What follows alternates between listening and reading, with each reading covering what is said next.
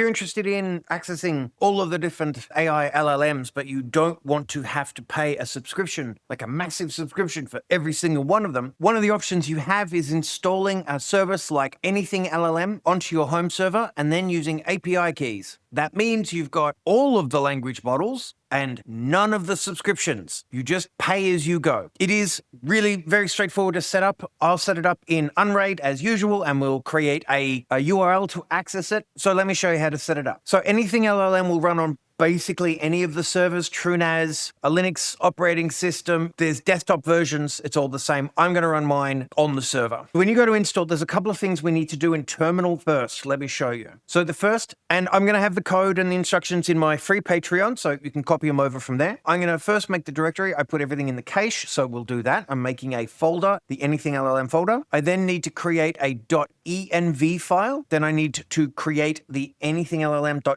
database, and I'm just going to check that everything's there. It is correct. All right, that's first step. Okay, back into the setup, and I'm going to go show more settings, and I'm going to update my file path because I put it in the cache. I need to put it in the cache in the cache, and the storage path also shows the cache, and leave the in-app container storage path alone. Hit apply. Okay, depending on your system, it may take a little while to download. It's got a fair bit of stuff to download, such as databases and so on. I'm just going to view the container log and just double check everything's fine. Nothing jumps out that says, oh, I'm broken. Looks fine to me. All right, hit done. Go into the Docker. Okay, everything's running. Just click thing and web UI, and we're good. Before I do anything, I'm going to get a domain name set up on this so I can access it not only remotely, but then I have a domain name for if I need to connect services to it. So I'm going to go into my Pangolin instance. You can use Cloudflare tunnels if you want. You can port forward. I'm using Pangolin because that is what I prefer. I'm going to go into my resources, going to create a new resource. I'm going to call this AI. My subdomain AI target is the project server. Put in the IP address of the server, 192.168. Put in the port, hit create resource. If you're using Cloudflare tunnels, this will just work. If you're using Pangolin, you can disable SSO. I'm going to add a password just so I can access it. Okay, hit save access controls. Now I'm going to go to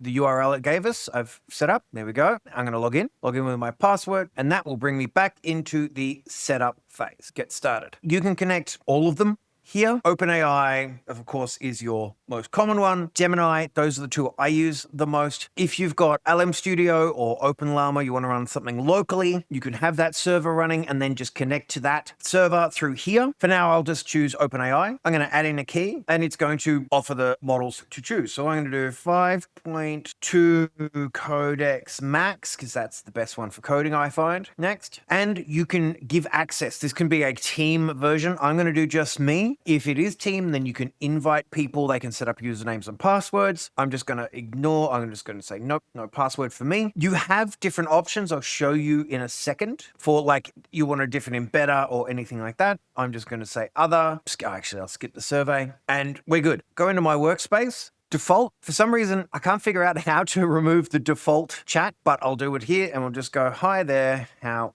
are you today? I've got a bit of a delay on my system because just got a high ping at the moment, which is annoying. But there we go. That used GPT 5.1 codex. I should have actually used codex 2, but anyway. Now, I'm going to create a new workspace. We'll call this Google. Hit save. And what this allows you to is if I click on this little cog, not only can I set up a little bit more information, but I can set a different language model for this chat. Claude, for instance. You can customize the system prompts, the temperature, like how creative you want it to be. And you can play around with the vector and then get some agent stuff that you want to do. If I click on the settings down here, we get our admin. So we can connect and set up multiple different LLM providers. And not only can I change the provider or the model I'm using in chat, you can set it up where you would have a model with a very specific kind of system prompt, and that's everything within that workspace. Or you could have something a little bit more general where you're going to be using different prompts. So if you want to go have a creative one, you could be using a model and Claude to just do creative work, or you could have a coding one. It's totally up to you, however you want to build it. There is a built-in vector database that comes in the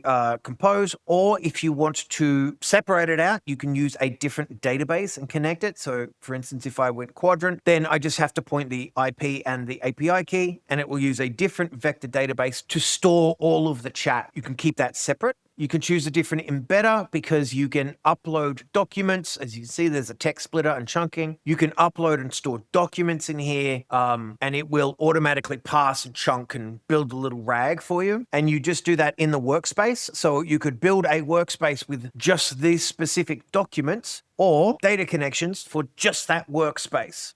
And then one's a chat, one's a work, one's a D&D, whatever you want. So in the admin, you've got a default system prompt, and the default system prompt will work on all of the chats. You can have a workspace prompt and a system prompt that's global as well, so you can get things to work together. In the agent skills, you can do, there's long-term memory, so it will store information as you go, documents. If you want to get it to do web search, enable that, and then you can select a provider. I use Serpa.dev. I find that pretty good. It's like $20 and you get 50,000 searches or something like that. I can't remember, but there's a ton of stuff. If you've got a local instance of searching set up, you can just use that. So you could have searching set up behind a VPN, and then this is all run locally using a local LLM, and then you're obfuscating all of the information that's coming in here. Just something to think about. Or you can connect it to SQL databases if you've got that sort of thing. There's a lot more in this tool that you can connect MCP servers, you can build agents, you can do skills. There's a lot to do in here. I think AnythingLLM is probably one of the better self-hosted chat UIs for multi-LLM services that I've found. So take a look, let me know what you think.